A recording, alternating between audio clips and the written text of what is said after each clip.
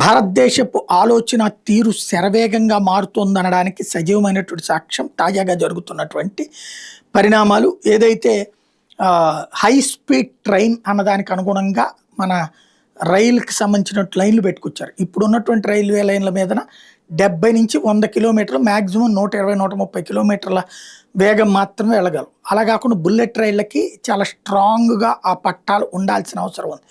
లైన్లు దానికి అనుగుణంగా ఏర్పాటు చేసుకొచ్చారు. ఇట్లా ముంబై అహ్మదాబాద్ బుల్లెట్ ట్రైన్కి కావాల్సినటువంటి క్యారిడార్ ఏదైతే ఉందో దాని మీద తాజాగా ఎలక్ట్రిఫికేషన్ కూడా 100% పూర్తి చేసేసారు. అంటే విద్యుత్ లైన్లే నడుస్తే, విద్యుత్ ద్వారానే ట్రైన్లు నడుస్తే ఆ రూట్లో 320 కిలోమీటర్ల వేగంతో వెళ్తుంది. అంటే మనకి బెజవాడ నుంచి హైదరాబాద్కి 280 కిలోమీటర్లు ఏముంటుంది, ఒక గంటలో వెళ్ళిపోవచ్చు అనమాట. ఇది ఇప్పుడు అక్కడ ముంబై అహ్మదాబాద్ మధ్య పెట్టారు. భవిష్యత్తులో మనకు కూడా వస్తే కనుక విమానాలు ఎక్కర్లేక